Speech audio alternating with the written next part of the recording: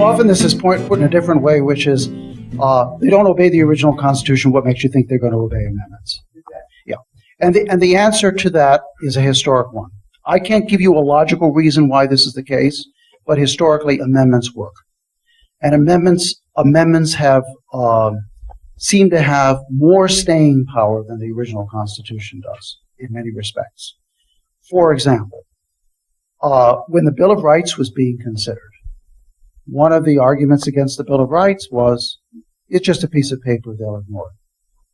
But in fact, the Bill of Rights, even though it's not fully in effect anymore, is still largely in effect and is still providing us with significant protection.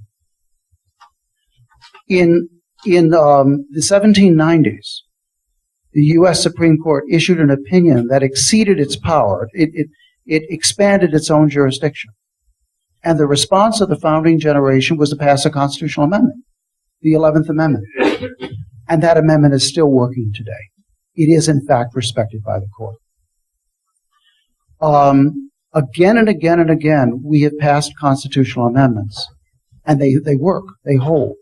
It may not be rational. I mean, you may say to yourself, why should they obey the First Amendment when they don't obey the Commerce Clause? You know, why is it that they obey the 14th Amendment and they don't obey the limits on the general welfare? But the fact is that's the reality.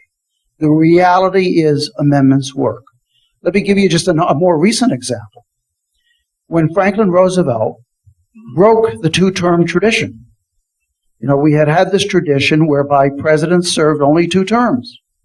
Franklin Roosevelt ran for office for a 3rd time and a 4th time, and he was elected. But after he died, the American people said, well, you know, we really don't want this to happen again.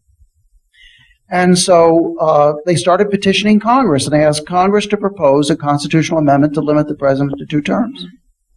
And Congress didn't do anything, and so guess what happened? The states started collecting applications. Several Midwestern states, plus Montana, put together applications for a convention to limit the terms of the president. And based upon that pressure, Congress in fact proposed what became the 22nd Amendment. The 22nd Amendment was approved by 3/4 of the states. The 22nd Amendment has now been in effect for 60 years.